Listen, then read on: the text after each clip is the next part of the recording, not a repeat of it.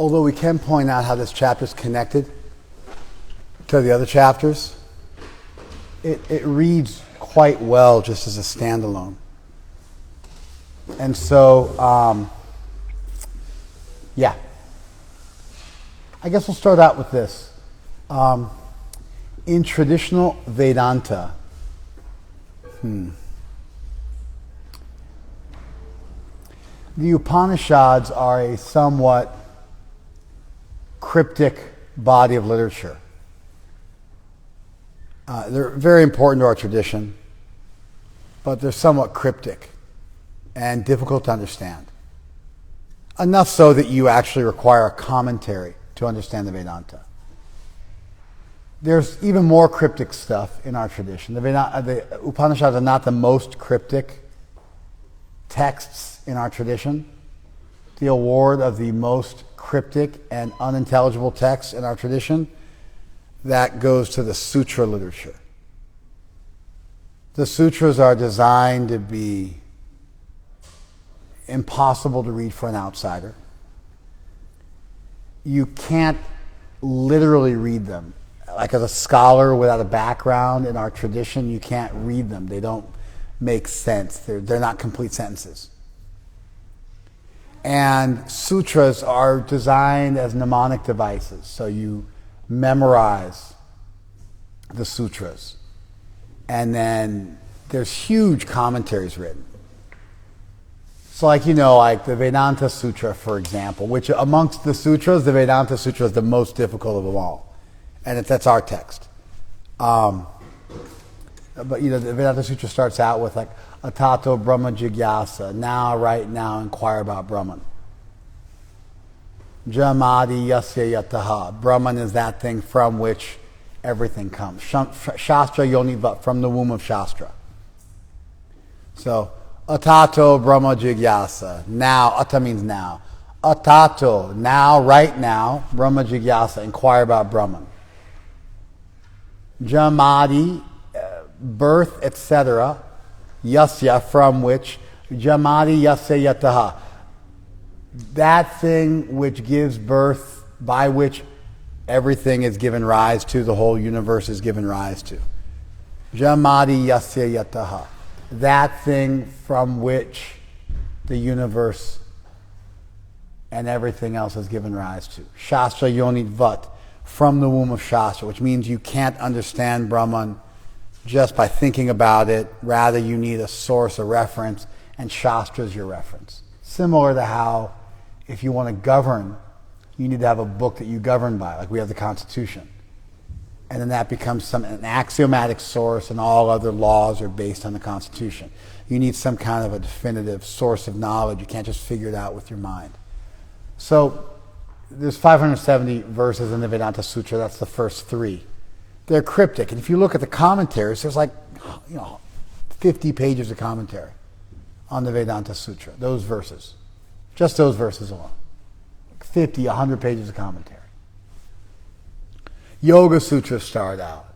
Atta Yoga Anushashanam. Now begins instruction on yoga. Yoga is Chitta Vritti Nirodha. Yoga is the curbing of the fluctuations of the mind. Tada drashtu sarupe vastanam. Then the seer can abide. Then at that time, tada drashtu, the seer, vastu, tada drashtu swarupe vastanam. Then the seer can abide in the self. Which means then the self is freed from the fetters of matter, and then can... Even I'm now giving a commentary. The verses themselves aren't, super intelligible on their own. And it gets way worse. So Vedic literatures aren't always just immediately intelligible. The Gita is not like that. The Gita is easy to understand. You can read the Gita. It's complete sentences. You can read it.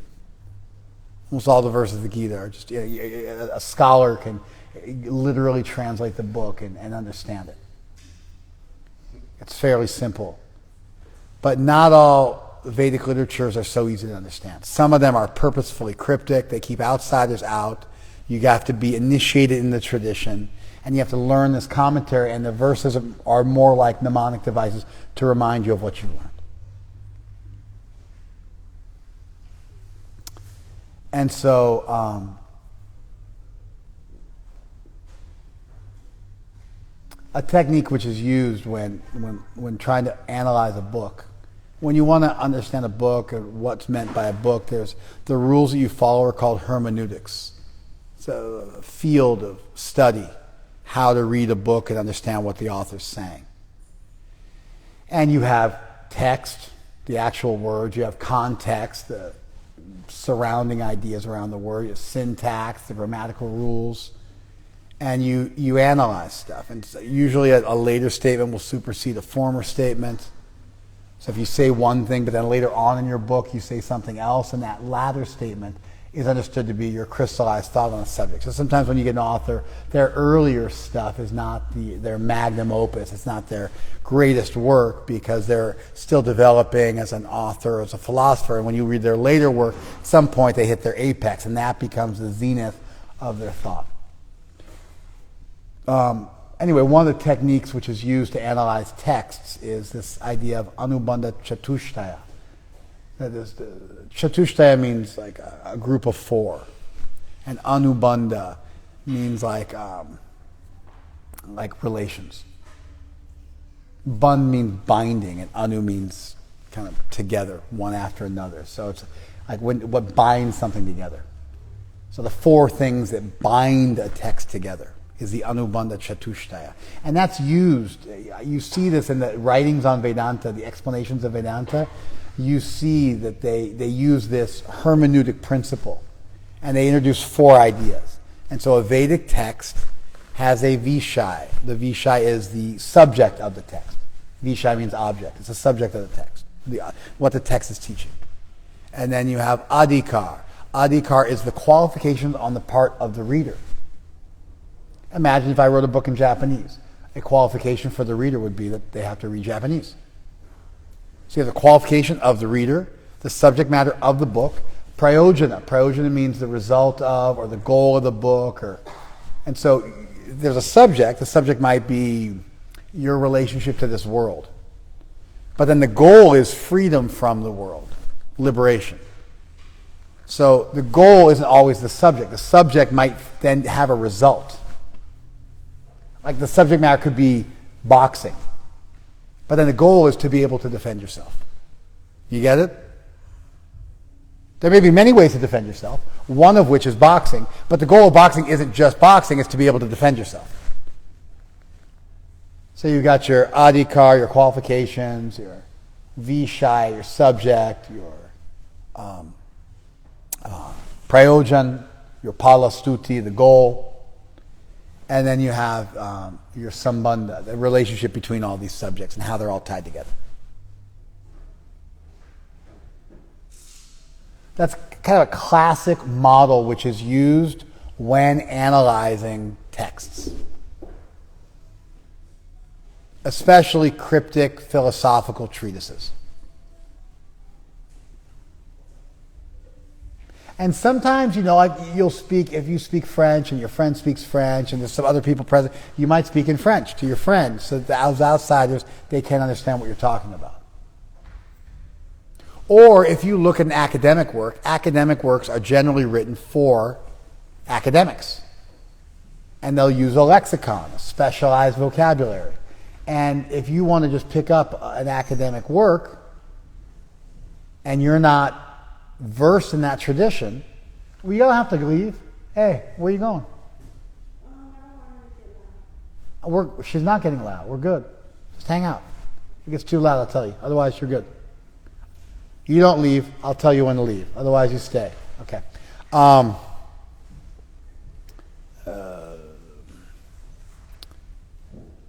If you read an academic work or a specialized work on a subject, if it's written for other specialists in that field, it's just too much work to teach somebody who doesn't know the field.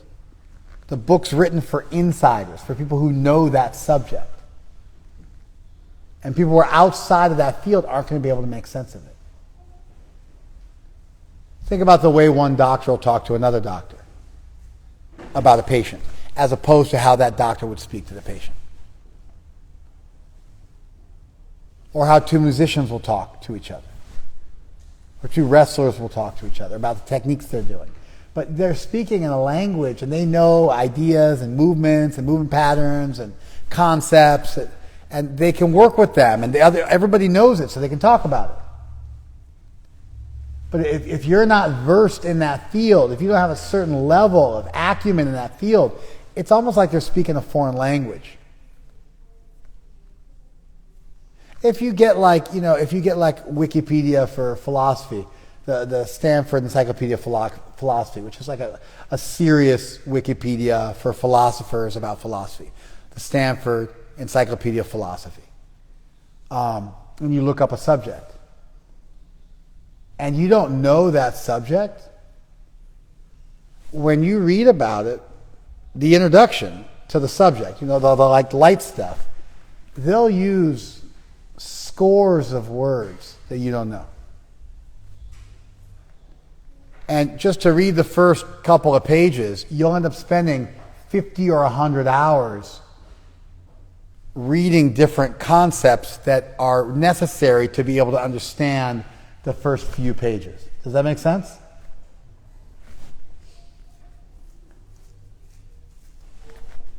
Like you'll be looking at something like the hard problem of consciousness, which will have an entry.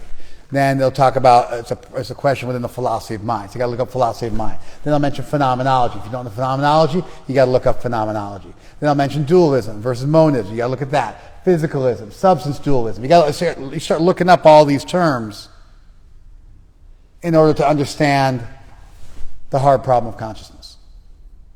Then you have to look up consciousness, how that's defined. You have to look up big things like life, how life is defined.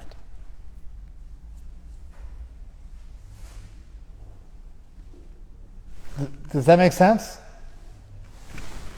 So,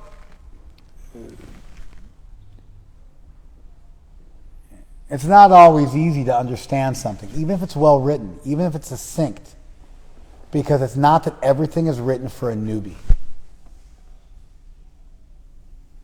If everything was written for a new person, there'd have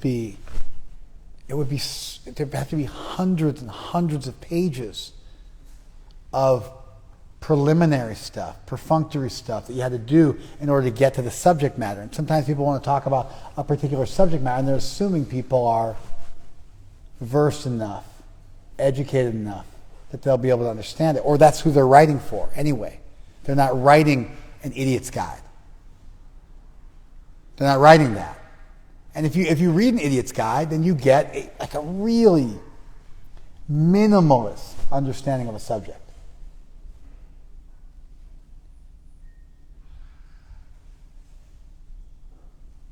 That's why you take Spanish 1, then Spanish 2, then Spanish 3, then Spanish 4. It's the reason why they have different courses you take, because they start at the beginning. You'll never get anywhere.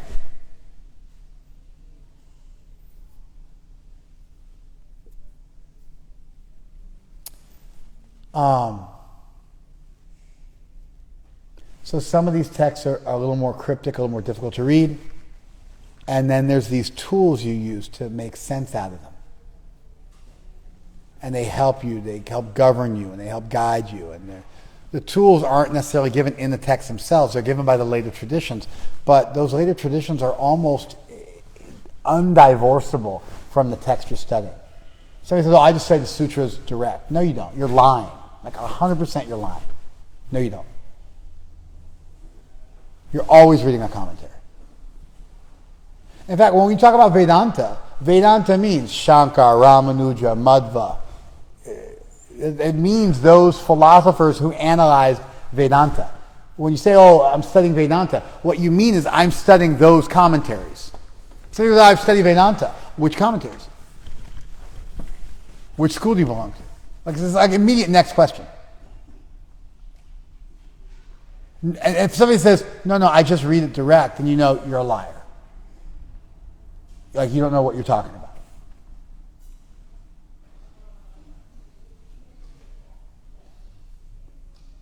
It's just,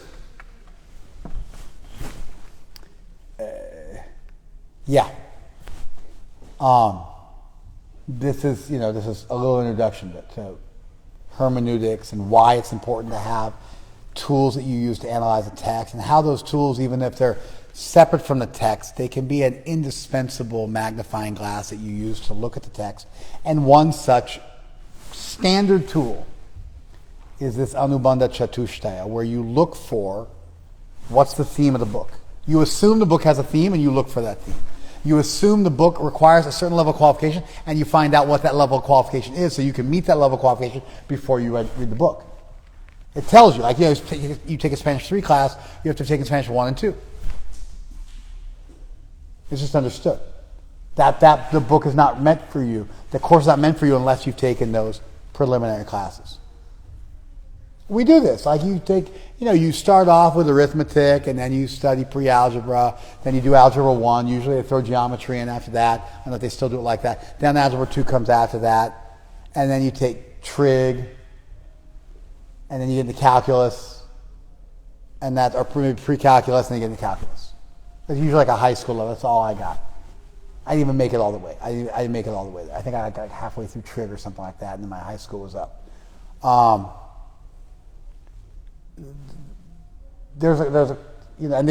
they stack it like that on purpose because you can't just study calculus without having studied those other subjects. It's required. So anyway, adhikar, qualification, and subject matter. And then what's the goal? What are you trying to achieve? And that really governs the way you study. If you're doing, let's say, for example, Brazilian Jiu-Jitsu, just because that's a subject I'm familiar with, and you don't understand that the goal is to learn how to fight, then you can get into all these weird, funky little techniques that wouldn't be good techniques to use in the fight. Weird little nuances of the game that you get, like real technical and real chess-like. All sorts of interesting grips and stuff you can get away with in a competition setting that wouldn't necessarily work in a real fight. Boxing the same way. Mike Tyson, who's a good boxer, big guy, strong guy, big hands, extremely powerful. He got in a street fight. This was back in the mid-90s after he went to jail. He got in a street fight, knocked the guy out with one punch, gave him 2 black eyes, he laid him flat, broke his hand. Because if you punch somebody without gloves on, without your hands wrapped, there's a whole thing where they wrap your hands. They wrap your hand, holds all the small bones of your hand together, and they put padding in there, then you wear a glove on top of that. By the time you get your hands wrapped and you're wearing gloves, you could practically just go and punch a cement wall, and you're not going to hurt yourself. But your hands are unwrapped, and then there's a classic boxer's break. These 2 knuckles, they only go down to your wrist. These 2 knuckles go all the way down. So if you look at bare knuckle boxers, they always have this knuckle is huge and calloused. Because bare knuckle boxers have to punch with these 2 knuckles, otherwise you break your hand really easily because you got no padding between you and the person you're hitting. And so even within boxing, there's stuff you get away with it in the sport. In wrestling, there's stuff you get away with in the sport that you wouldn't get away with in just like a street environment. And so by knowing what the goal is, then you can read the subject matter of the text in a way which is going to get you where you want to go. And you're not going to get stuck in the minutia that's not important. And then Sambandha, how everything is related together. How those 3 other subjects are related together. That's an Anubandha Chatushtaya. And then usually there's a Mangala Charan. There's an introductory prayer at the beginning of a text. The deity of the text is also established. There's a whole bunch of things you can do when you're looking at a Vedic text where when you encounter it and you start to realize, these things are formulaic and you know what to look for. And when you know what to look for, all of a sudden it opens up to you and you see stuff you would never see normally.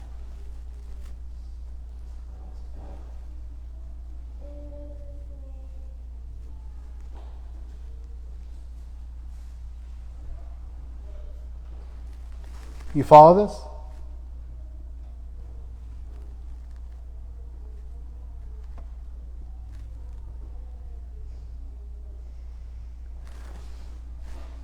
And I thought this morning while I was in the shower.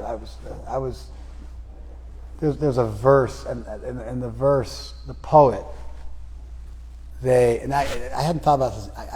It just occurred to me today out of nowhere. But in the verse, the poet says, this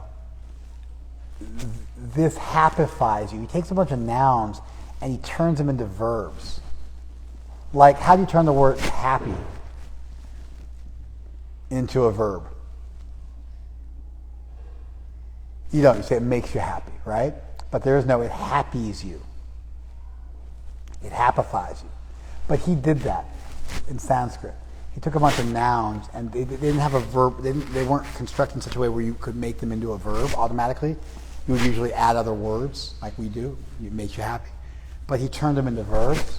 And I was always wondering, why did he do that? It's a beautiful verse. I was always wondering, why did he do that? And it's because what he was talking about in the verse was the wonderful, miraculous transformation that takes place in the heart of a devotee through Chaitanya Mahaprabhu's grace, through bhakti. And so as he was speaking about this wonderful transformation that takes place in the heart of a devotee through bhakti, through Chaitanya Mahaprabhu's grace, he took words which weren't normally made into verbs and made them into verbs, stretching the rules of what was possible in grammar. Poetic. Sometimes with poetry, Peter Piper picked pickled peppers is a standard statement in English. What does that mean? It's irrelevant what it means. It's alliteration. You're repeating the same syllable over and over again, and it's ornamental. Sanskrit does that as well. But sometimes other stuff is done, you can't quite understand what's done. So I was just thinking about it, I was like, oh, the reason why he took nouns and made them into verbs, even though he would have normally just added other words, instead of actually changing them, it happifies you, is because he was talking about the grace of bhakti and what happens in the life of a devotee, and it breaks the structure of the universe, and miracles happen.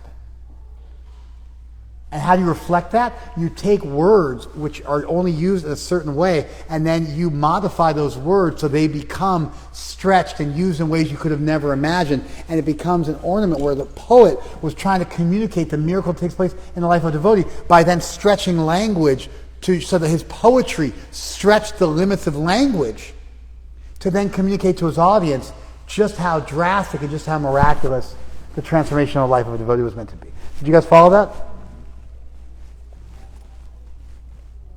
It just occurred to me today that that's what he was doing. I hadn't read the verse in years. And I was always puzzled by it. I just out of nowhere, I was like, oh, that's what he was doing. So sometimes that happens. You read something, and if you have a framework or a little tool, then when you read it, it just all comes to life, and you can understand it on a level you could never understand it before. It just comes to life. And then you're not like, oh, is this an artificial tool which is used, it's forced on the text. It's not really what the text is saying. You don't have that experience. You have the experience of thinking, oh, wow, these people who gave these tools, they really understood the books. When you read the commentaries on the sutra literature, you don't have the feeling of, oh, these guys are just forcing an arbitrary meaning on the text. You don't have that feeling. The feeling you get is, oh wow, these guys are masters. They actually understood the text. This text must have been part of an oral tradition, which was passed down from guru to disciple. And these pundits were so learned, and they understood these texts. And this information had been passed down forever, and it was understood. And then finally they wrote it down because the way they'd saved it, no one would be able to pierce into it. No one would be able to penetrate the text. But these guys had. Not artificially. It wasn't just they were making stuff up. The text wasn't that multivalent and that abstruse and that vague that it was subject to any interpretation. Rather, the text was locked up and they had a key and they just unlocked the text and it just all of a sudden was easy to understand. That's the feeling you get when you read these commentators.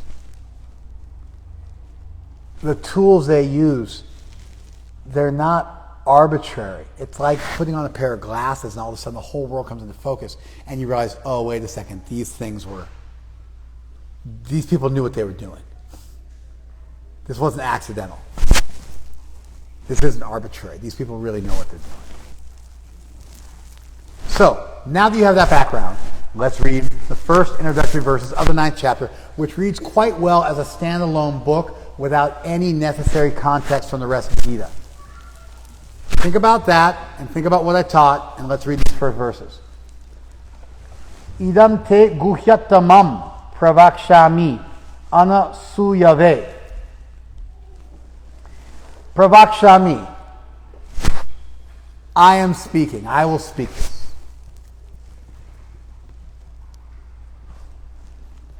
I am speaking. Idam, this. I am speaking this. Te, to you. To, but I am speaking this to you. To, but. Pravakshami, I am speaking. Idam, this. Te, to you. What? Guhyatamam, this greatest secret. Guhya means secret. Tama means most, best. Like good, better, and best in English. Best is called the superlative. And better is the comparative. So you have the superlative and the comparative. Good, better, best. Better is compared to the good. And best is the superlative. It's the greatest one. So in Sanskrit, you communicate that through a suffix. Tama is the suffix that means best. So it's the best secret, the greatest secret. Secret here is not used the same way like we tell secrets in high school or something like that. Not like that. It's used to meaning it's the most advanced knowledge. Because when you get advanced knowledge, then less people know the subject. Just like I mentioned, when scholars write for other scholars, they write in a way that no one else can understand. But scholars can read it and immediately understand it. And so the higher you go in the field, the less people know what you're talking about. And so Guhyatama is the greatest secret, but it's also the most advanced knowledge. Because the fewest people know it. I'm going to speak this most advanced knowledge to you. I am speaking it. Anasuyave, to you who are not envious. Suya means envious, derisive. Anasuyave means you're not envious and not derisive. You don't criticize. You want to know if you're envious or not? Just, are you critical of people? Do you criticize people? Do you find fault with people? If you do so and you don't have a job as a professional fault finder where people are paying you money for that, then you're envious.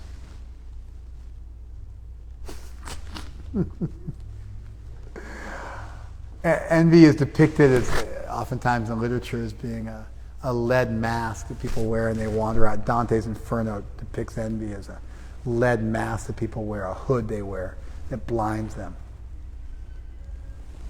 It literally means to see into something. So that the literal meaning is a little different than the way it's depicted. But to see into somebody's faults such that you're blinded to their qualities. That's the idea. And so anyway, the word for envy here, suya, anasuyave, you're not envious. And asuya is envy, and anasuya is you're not envious. And so it's synonymous with you're not derisive. You're not criticizing people. And envious people are critical of others. Even if it's just in their mind. If you're envious and you're also quiet, then it's all going on up here. If you're envious and you're mouthy, then you speak it out. But either way, that there's a voice inside you which is hating on other people. Okay. The opposite of envy is gratitude.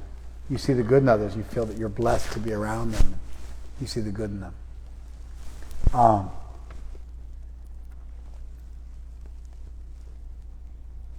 vijnanam sahitam. This knowledge, and jnana vijnana is a compound in Sanskrit. It means knowledge and specialized knowledge. It means knowledge of this world and knowledge of the world beyond. It means knowledge of the self and knowledge of God. It means knowledge and then specialized knowledge. Knowledge and then knowledge plus. It's a standard compound. So it's jnana vijnanam sahitam. Knowledge coupled with advanced knowledge. Book knowledge and practical knowledge. Theory and practice. There's a whole bunch of different ways. It's open. You can render it in a number of different ways. Both theoretical and realized. Knowledge of the self and God. But those would probably be the best ways to, based on the chapter and what's covered in the chapter, those are probably the best ways to understand what Krishna says. Because he's introducing the chapter, so you can look at the rest of the chapter, see what he covers in that chapter, and then you'll know what these two words are referring to. And so those are the two best ones. Yet va. One who, having known this,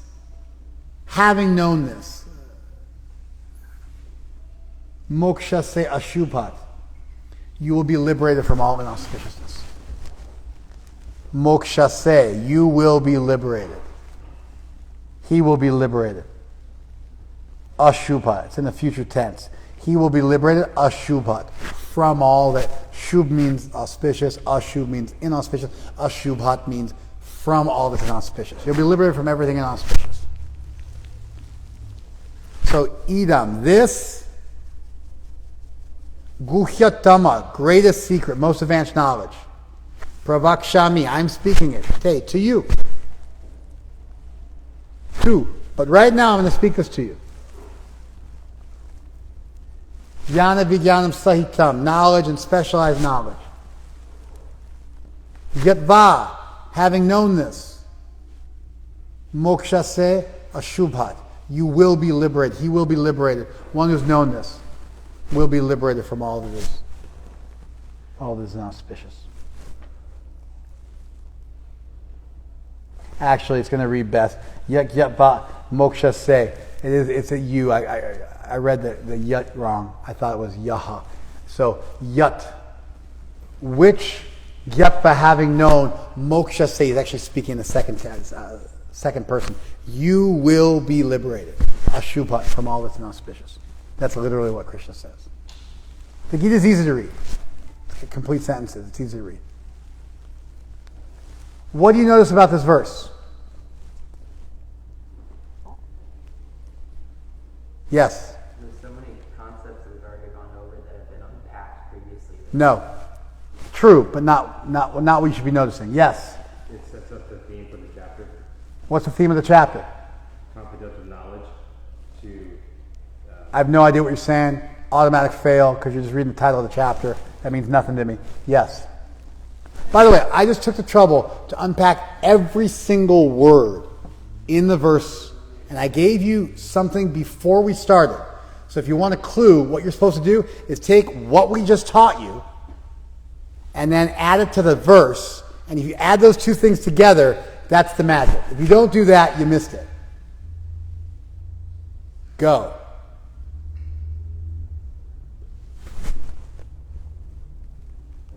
Yes? I think it's alluding to the fact that Arjuna will not suffer materially because he sees clearly. No idea what you're talking about? Yes. He's breaking down what you said refers to the... Is he? four principles. No. You think? Yeah. He's giving you what we're going to talk about. He's going to tell you what Hold on. Let's start with one. What's he tell you? tell you what we're talking about. Okay, what are we talking about? The most confidential knowledge, secret. We're talking about the greatest secret, knowledge along with realization. What are the words that indicate that? Look at your books. What words? Jnana vijnana sahitam, right? And then what's the greatest secret? Guhyatama, right? Great. Now you got it. So he's defined the theme of what we're going to be studying, right? That's one of the four things. That's called Vishai. What else does he do? Yeah. The qualification. What's the qualification of Arjuna? Because he's anasuyava. He's anasuya. That's right. He's not envious. So the qualification of the listener and the theme of what's going to be taught. What else? Yes. Goal. What's the goal? To be liberated. Boom. How cool is that? That the verse follows this formula. And beyond it following a formula which is defined in the Vedantic commentaries, beyond that, it just makes good sense. Well, what are we studying? And what am I going to get for it, right? I'm going to study this set of Ginsu knives, right? And when you buy this set, Ginsu knives were a knife which was sold on TV when I was a kid. I'm going to study these Ginsu knives. And you buy these Ginsu knives, what are you going to be able to do with them? Oh, you can cut a tin can in half. And then slice a tomato. That's what they would do. They cut a tin can in half, and just immediately slice a tomato. You follow? How much does it cost, right? That's what qualification you need. How much it's going to cost, right?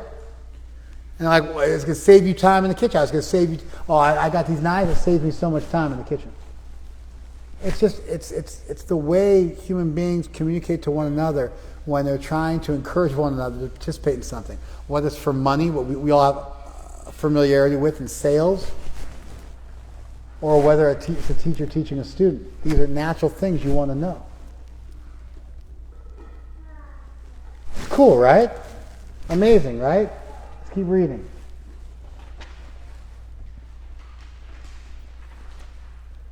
By the way, my dear Arjun, because you are never envious of me, I shall impart to you this most confidential knowledge and realization, knowing which you shall be relieved of the miseries of material existence. It's Prabhupada's expert translation. Next verse, Raja Vidya. Listen to the verse. Raja Vidya, Raja Guhya, Pavitram Idam Uttamam. Raja Vidya, Raja Guhya. What do you notice? Raja Vidya, Raja Guhya. What is it? Repetition. What's the repetition we see? We see the word Raj, right? What does Raj mean? It means king. All right, so you have Raja Vidya, king of knowledge. King of knowledge. Vidya means knowledge. King of knowledge. It's king of knowledge. Raja Guhya, king of secrets. Pavitram, it's pure. Idam Uttamam, this is the highest. Uttam means above ignorance. But Uttam means first class. Like if you go and you buy a first class plane ticket in India or a train ticket in India, it's Uttam. First class ticket. Idam Uttamam, this is the highest. Pratyaksha avagamam, this is directly brought before the eyes. It's directly perceivable. It's very interesting. Directly comes before the eyes. Pratyaksha avagamam. Dharmyam, it's dharma. Raja Vidya Raja Guyam Pavitram Idam Uttamam Pratyaksha Avagamam Daga Susukam Kartum. Easy to do. Joyous to do. Easy to do. Very joyous. Sukam Kartum means it's happy to do. Susukam Kartum is very happy, very joyous, very easy to accomplish. Avyayam, it's eternal. Krishna is here glorifying the knowledge that he's going to teach Arjuna. It's also a standard thing which is done when you glorify a subject before you begin to discuss it. It's also another standard feature of a Vedic text, that prior to teaching the subject, you will glorify the subject. What's the value of glorifying a subject? Makes you pay attention. It whets the appetite, right? It intrigues you, right? It's also part of telling you about the subject. And it also is part of telling you what the result will be. So the second verse has many of the same features as the first one. It tells you about the subject, it whets your appetite, it encourages you, and it even tells you something about the nature of it. That this incredibly, normally if something is very esoteric and very secret, it's very abstract, it's very subtle. But this is pratyaksha vagamam. It's directly perceivable. Pratyaksha means in front of the eyes. Avagamam, it's brought before the eyes. That's an interesting thing to say when you're talking about spiritual knowledge, spiritual realization, self-realization, perfection. Look, I was talking to somebody recently, and they were saying, how can I know this is true? Which I think is a reasonable question. And, usually what I do is they ask me, how do I know this is true, or what's the evidence for this, or what evidence can you provide me for the veracity, for the truth of this? What do I always ask a person? Yeah, like what evidence would prove it to you? Because normally when you ask for evidence, people are really, it's like you think you're like a queen or a king or something like that, and I'm like your courtier or something like that. I gotta dance around in front of you like a harlequin, like present you with evidence, and you're like, you know, like you're some kind of like, you know, Victorian queen who like wants to be brought beautiful things to smell and see, and I'm some kind of dancing dog like trying to entertain you or something like that. But there's a responsibility if you're looking for evidence. You have to determine what good evidence will look like. You have that responsibility, not me. You follow? And so usually my first thing is to say, what would you accept as evidence?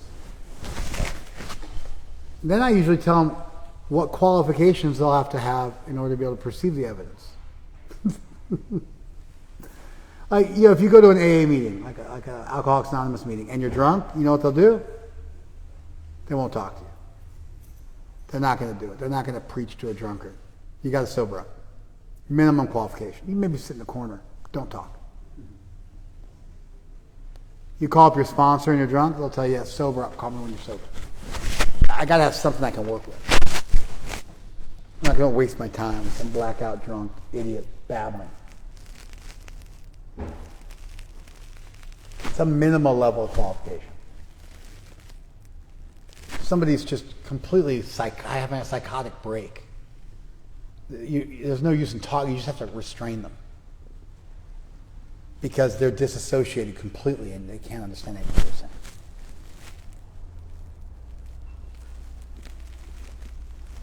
And so you have to have some level of qualification to be able to appreciate evidence. Anyway, she asked me for evidence of God's existence.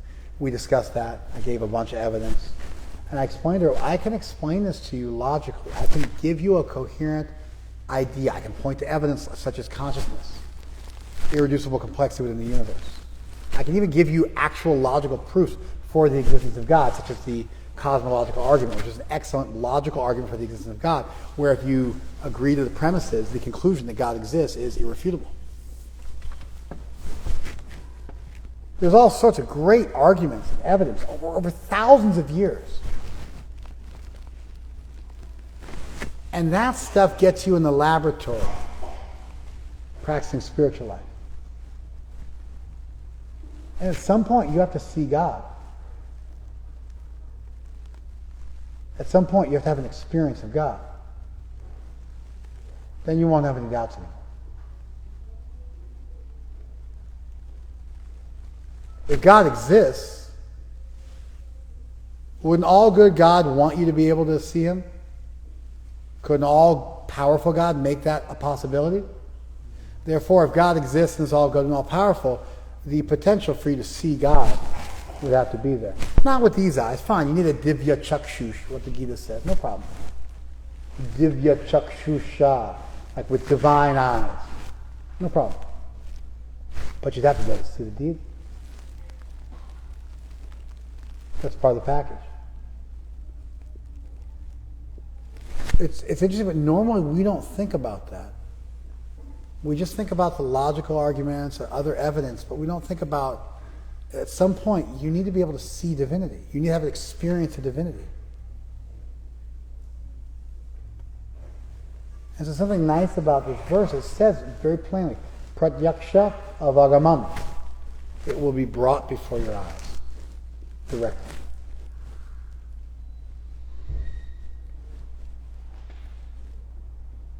It's a really nice contrast. It's the greatest knowledge, it'll be brought before your eyes.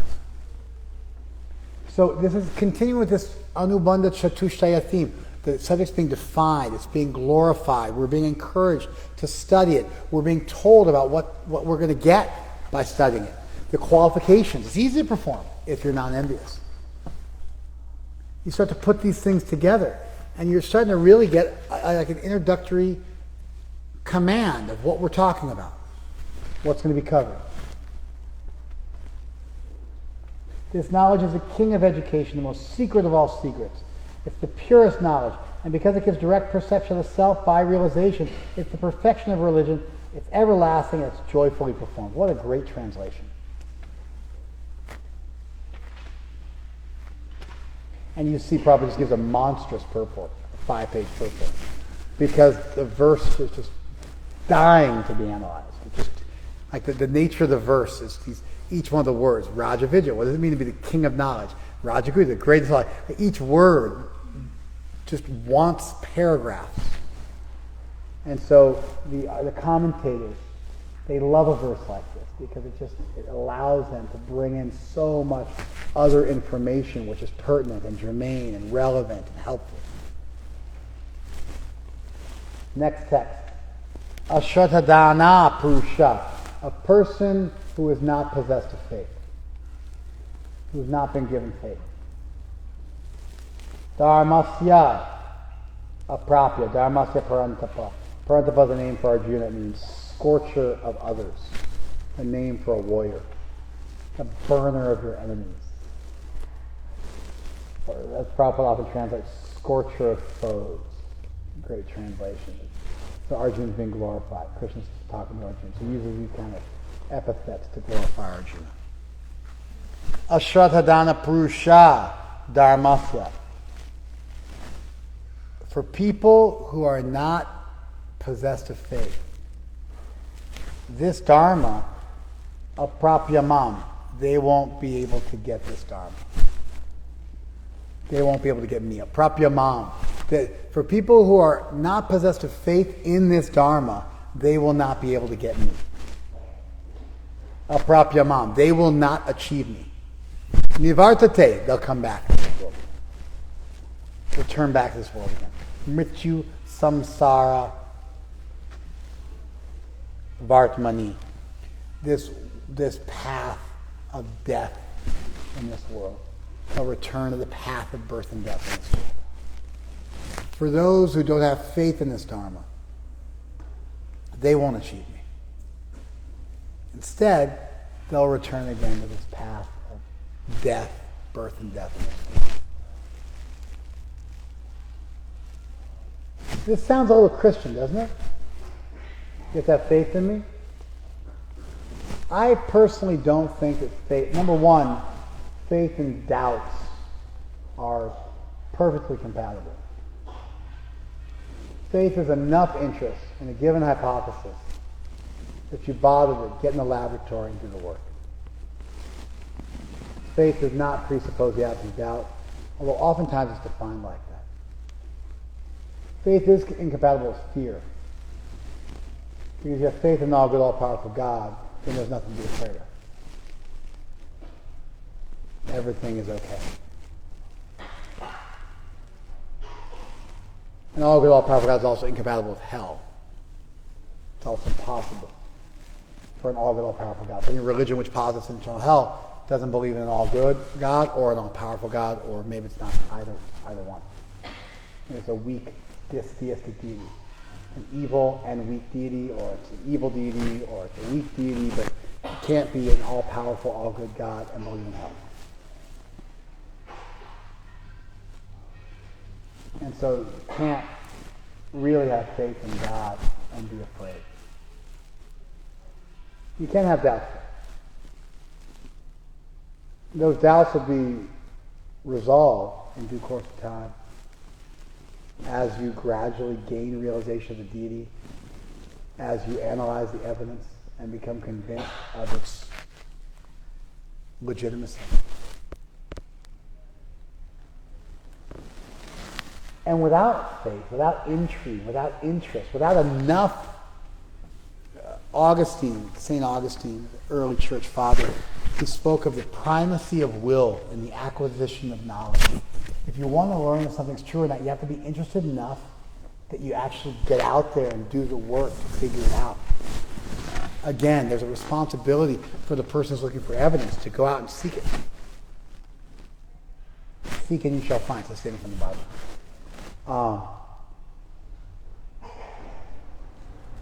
You have to have enough faith that you get off your bum and put some effort in. That's what we require. And so the idea that if you don't have faith, if you're not willing to practice this sincerely, if you're not willing to be guileless, if you've already determined that it can't possibly be true, that statement is not just a religious statement like you have to have this arbitrarily. It's actually required to study any subject. Some faith in the teacher, some faith in the subject, some faith in the value. Otherwise, you just won't be able to muster up the energy that's required to do something. No one just runs a marathon. They have to see value in it. They have to think it's possible. This happens, like no one could break the 5-minute mile, and then one guy broke it, and then everybody broke it. No one could break the 4-minute mile, and one guy broke it, everybody broke it. This happens all the time. That's impossible. They used to think you'd die if you ran a 3-minute mile. Then somebody did it, and then 100 people did it. Because you prove it can be done. This happens in snowboarding. There'll be a trick, oh, you can't possibly do a triple flip. Somebody does a triple flip, and then everybody starts doing triple flips. Because somebody showed them it was possible. You have to have that, maybe this is true. That sincerity, that guilelessness. It is the attitude which will then allow you to receive the information, the evidence which is out there, but your willful participation is part of that equation.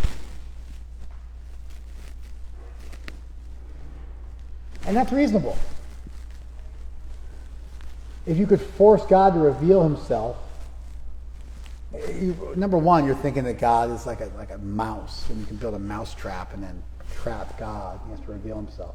But the very nature of free will and all-powerful deity of singularity and omnipotent being is that being would be revealed when he wanted to be, when you were ready.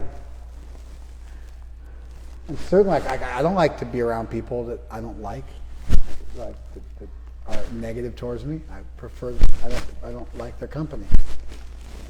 And so it seems perfectly reasonable that Krishna would reserve his company for people who are actually interested in it. And so the statement isn't arbitrary, it's not dogmatic, it's not whimsical, it makes perfect sense. Those who are not faithful in this devotional service cannot obtain me. Therefore, they return the path of birth and death in this material world. As they should. It's not a bad thing. It's not like you're being cursed. You're not being sent to hell forever. You get to go continue doing your own thing. You don't want to leave the material world? There's that famous statement, everyone wants to go to heaven, but nobody wants to die. Like, heaven seems kind of boring in most traditions. The angels are all castrated. Like castrated androgynous beings. And they seem bored. In Genesis, they have sex with humans. It's like a weird thing they do. Create a bunch of giants. That happens in Genesis 6 in the Hebrew Bible. So they're like, whatever's going on up there isn't so cool because they've got to come down here. They're like slung down here to get some action. And it's like, it seems in most traditions that this world is better. And so a lot of people, this world's like too sexy, it like keeps your interest. It's like a lot of intrigue. Well, we're supposed to want to go that world, but it seems like a really boring block party. Like, weird little, like, preschool angels floating around with harps. And the normal, right? If I go to a Mormon church and they let you go in that room that's supposed to look like heaven, it's really kitschy furniture, gold furniture. It's like it has a real nouveau riche look to it. It's like not attractive at all. It seems like very poorly decorated, really against my taste. And so usually most people, when they look at what they think about heaven, it's just like very, very boring place. And they'd rather be here. So for Krishna to force you to go back to him and achieve him and leave this material world once and for all and achieve full self-realization, that would really have to be for the people who wanted that. And not for people who didn't want that. And so these ideas are just perfectly reasonable. They make perfect sense. All right, just for fun, I'm going to blast the next two verses because they're mind-blowing. We'll go over them again. But here we go. This is like incredibly abstruse philosophy. Here we go. Mayatatam idam sarvam, this jagat, this whole world is pervaded by me. Avyakta murtina, in an invisible form. This whole world is pervaded by me in an invisible form. Matstani sarvabhutani, all beings are situated in me. All beings are situated in me. Nachaham teshu avastita, I am not in them. All beings are in me, I am not in them. The whole world is pervaded by me in an invisible form.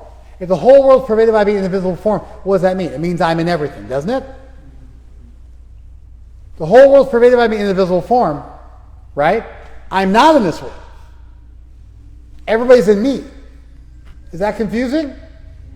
Gets more confusing. Nacha matstani bhutani. He literally says the exact opposite now. Matstani sarva bhutani. All beings are in me. Nacha matstani bhutani. All beings are not in me. I'm pervading everything. I'm not in this world. All beings are in me. All beings are not in me. Pashame yogam aishwaram. Behold my power.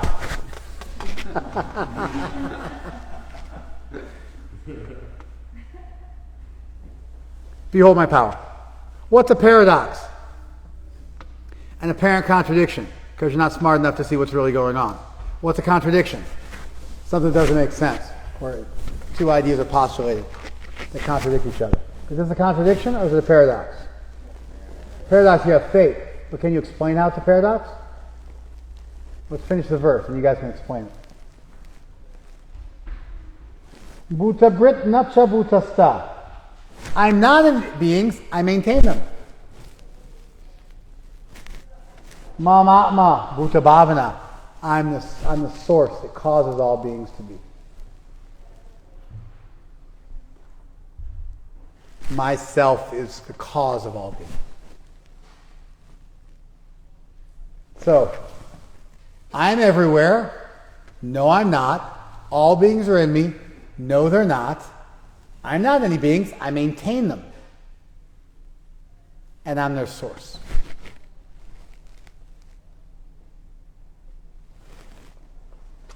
Can you guys explain this?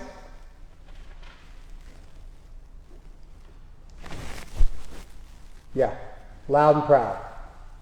Well, it would seem that it's a direct contradiction, but knowing that free will is a big important aspect in our relationship with Krishna, we come from him, so it would seem like, oh, he's in everybody, but that would mean he would also have total control. So, I mean, he doesn't say, I'm in everything, and therefore I have total control of everything. That would have to be stated somewhere in the verse for your point to make sense. Otherwise, you're adding an element that's not anywhere in the verse and using that to solve, but there's no evidence whatsoever that this idea of free will is what Krishna's hinting at. He literally says, I'm everywhere. Right? I'm not everywhere. You're within me. You're not within me. I'm not in you. I just said I'm in you. I'm not in you. I maintain you. I'm your source. That's what he says. Does your resolution, is it in the verse? no. It's not. You get it? It's creative. It's not in the verse. Yes. I believe this is panentheism. It's basically Krishna talking about how he's the maintainer of everything. Everything is within him, but he's also separate and has his own separate energy, and he's above and beyond everything. Yeah, this is panentheism. Excellent.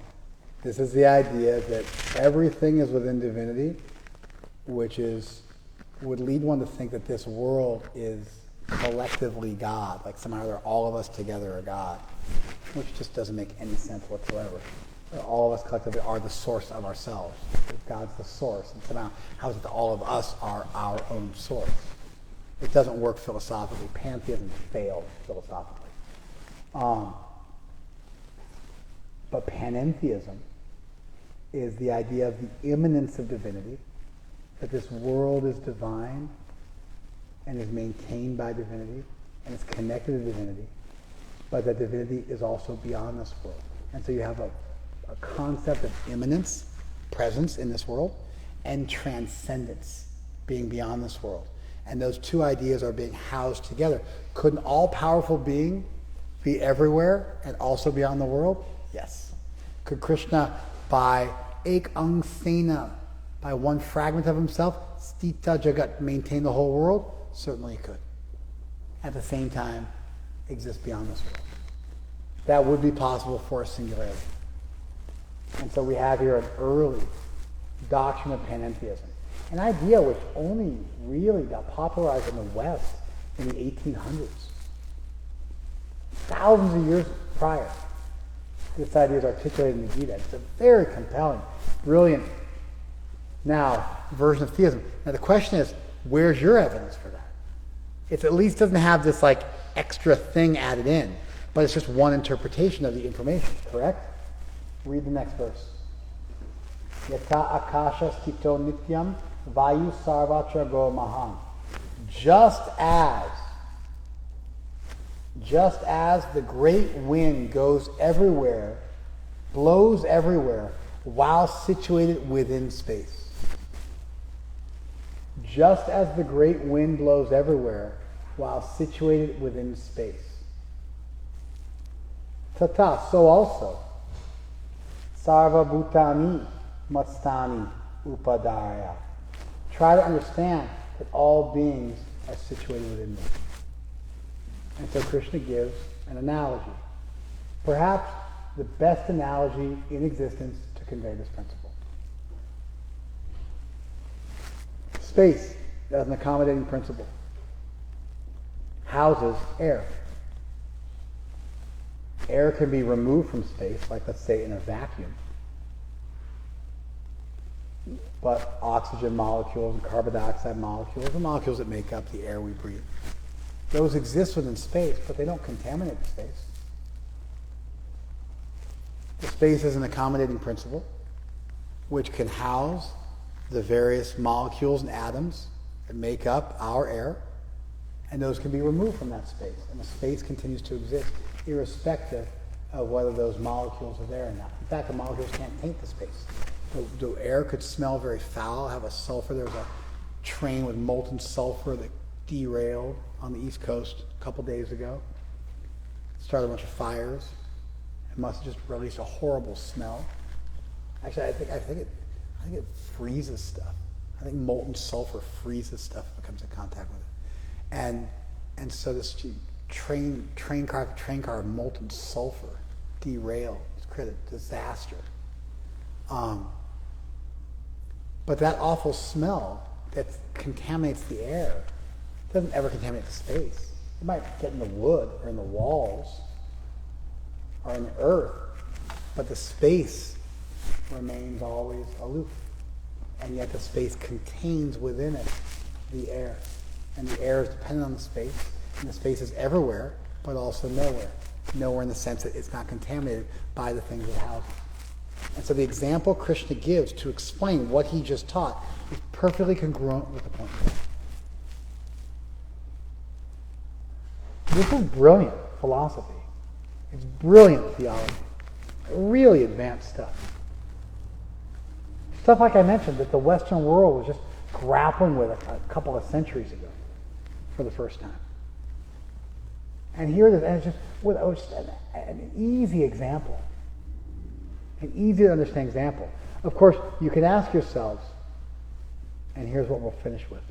You can ask yourselves, would the statement, just as the mighty wind blows within space, so also do all beings reside within me?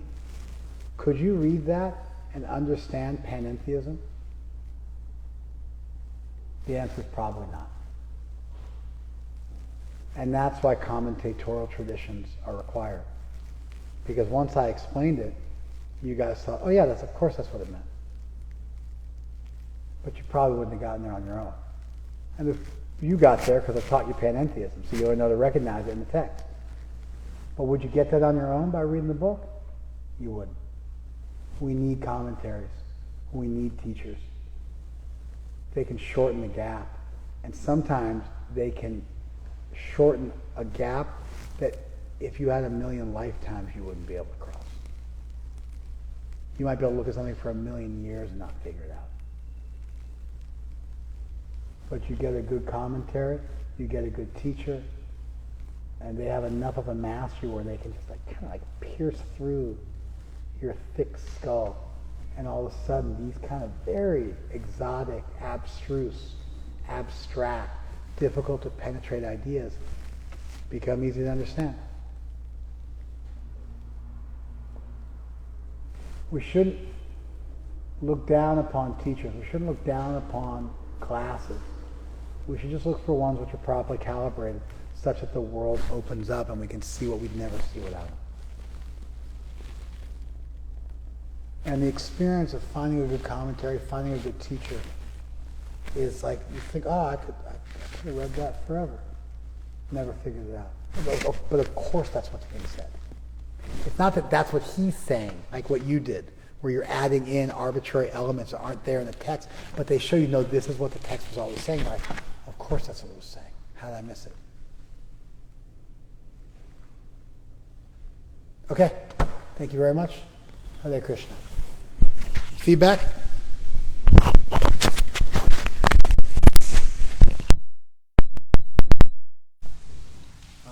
you for this class. Welcome.